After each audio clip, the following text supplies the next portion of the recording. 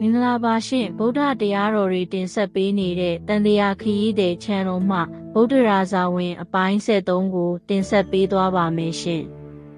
မြတ်စွာဘုရားရှင်ဟာတတဝဝေနေရတို့အားတရားရည်အေးတိုက်ကြွေးရင်းဝါတော်45ဝါတိုင်းတိုင်းလောကအကျိုးကိုတည်ပိုးခဲ့ပါတယ်အချိန်တန်လို့ဘုရားရှင်ရဲ့တတ်တော်ဟာ80ပြည့်မြောက်လာတဲ့အခါမှာတော့ခန္ဓာကိုယ်တော်ဟာဇရာတန်ကြောင့်အိုမင်းရော်လာခဲ့ပါပြီဒီနေ့မှာတော့ဘုရားရှင်ဟာဝေသာလီပြည်အနီးကပါဝါမြို့ကိုကြွလန်းတော်မူပါတယ်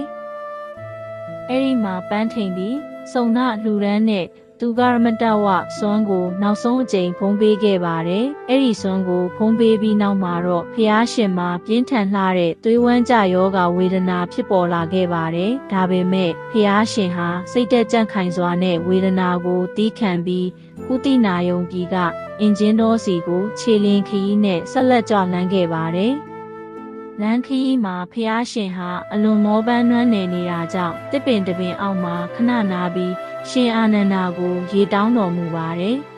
။ရှင်အာနန္ဒာကမြစ်ထဲမှာလှဲတွေဖြတ်တန်းသွားလို့ရေတွေနောက်ကျနေကြောင်းလျှောက်ထားပေမဲ့ဖျားရှင်ရဲ့ဘုံတန်ခိုးတော်ကြောင့်နောက်ကြည့်နေတဲ့ရေတွေဟာချက်ချင်းဆိုသလိုကြည်လင်တန့်ရှင်းသွားခဲ့ပါတယ်။ဒါဟာဖျားရှင်ရဲ့နောက်ဆုံးခရီးစဉ်မှာဖြစ်ပေါ်ခဲ့တဲ့အံ့ဖွယ်နမိတ်တစ်ခုပါပဲ။ဖျားရှင်ဟာပုတိနာယုံပြီးမလာမင်းတို့ရဲ့အင်ဂျင်တော်ကိုရောက်တဲ့အခါအာနန္ဒာ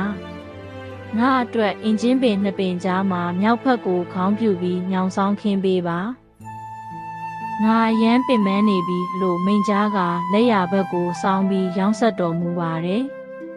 အဲ့ဒီအချိန်မှာတော့ယာဒီမဟုတ်ပဲအင်ဂျင်ပန်းတွေဟာအပွင့်တွေဝေဝါဆာဆာပွင့်လာကြပြီးဖျားရှင်ရဲ့ကိုရောဘော်ကိုပူဇော်တဲ့အနေနဲ့တဖြုတ်ဖြုတ်ကြွေကြနေကြပါတယ်။နက်ပြက်မာတွေကလည်းကောင်းကင်ကနေနပန်းနက်နက်သားတွေနဲ့ပူဇော်နေကြတဲ့မြင်ကွင်းဟာလွမ်းမောကြည်ညိုပွဲအလွန်ကောင်းလာပါတယ်။ဖျားရှင်ဟာပရိနိဗ္ဗာန်ဆံဃာနီးအချိန်မှာတောင်မှတရားရှာနေတဲ့သူပတ္တရတိကိုနောက်ဆုံးသောတပည့်အဖြစ်တရားဟောပြီးချွတ်ပေးခဲ့ပါသေးတယ်။ဒါဟာဖျားရှင်ရဲ့တတဝါတွေအပေါ်ထားတဲ့အတုမရှိတဲ့ဂရုဏာတော်ပဲဖြစ်ပါတယ်။အဲဒီနောက်မှာတော့ဖျားရှင်ဟာအနားမှာငိုကြွေးနေကြတဲ့ယဟန်တန်ဃာတော်တွေကိုကြည့်ပြီးနောက်ဆုံးသောအမှားစကားပစ္စည်းမဝါစာကိုမိန့်ကြားတော်မူပါတယ်။ယဟန်တို့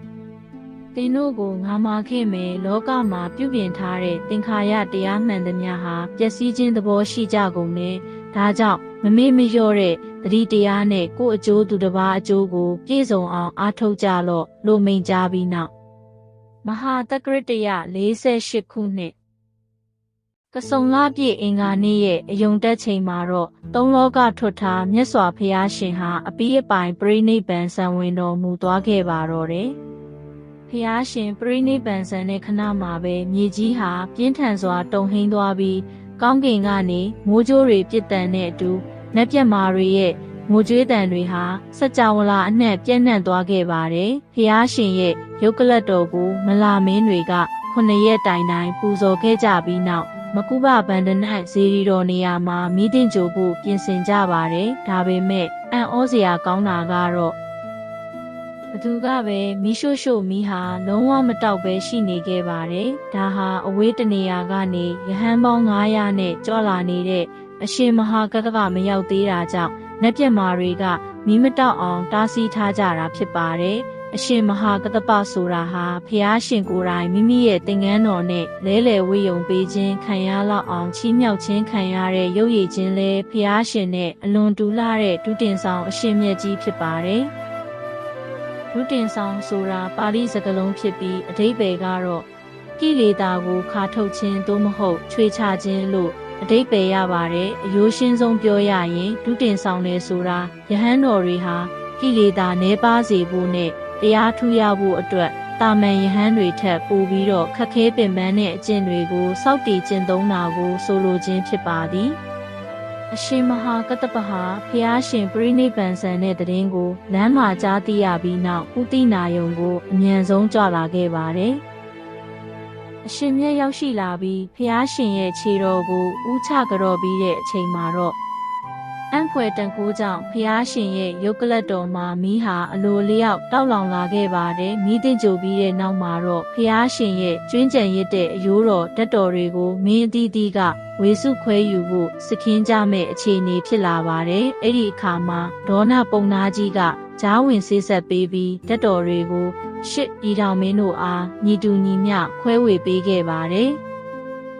ဒီဓာတ်တော်တွေကိုထာပနာပြီးတိုင်းပြည်အသီးသီးမှာဇေဒီပထိုးတွေတည်ထားကိုးကွယ်ခဲ့ကြတာကြောင့်ဒီနေ့အထိကျွန်ုပ်တို့ဖူးမြော်နေရတာဖြစ်ပါတယ်။မြတ်စွာဘုရားရှင်ဟာယုတ်ကလတ်တော်ချုပ်ငိမ့်သွားပေမဲ့သူဟောကြားခဲ့တဲ့ဓမ္မဆိုတဲ့တရားတော်တွေကတော့ကဘာတီတရွေ့လူသားတို့ရဲ့နှလုံးသားထဲမှာအမှောင်ခွင်းနဲ့အလင်းတိုင်ကြီးအဖြစ်ထာဝရရှင်သန်နေအောင်မှာပဲဖြစ်ပါတယ်။ဘုရားရှင်ပြိဋိဘံဆံပြီးနောက်မှာလဲအရှင်မဟာကတ္တပကပဲဥဆောင်ပြီးဘုရားဟောတရားတော်တွေကိုပထမဆုံးအကြိမ်တန်ခါရနာတင်ကသာသနာတော်ကြီးကိုဆက်လက်ထိန်းသိမ်းခဲ့တာကြောင့်ဒီနေ့အထိကျွန်ုပ်တို့တရားတော်တွေကိုနာကြားနေရခြင်းဖြစ်ပါတော့တယ်။ဗုဒ္ဓရာဇဝင်ဇတ်သိမ်းပိုင်းကိုဆက်လက်စောင့်မျှော်ကြည့်ရှုအားပေးပါဦးရှင်။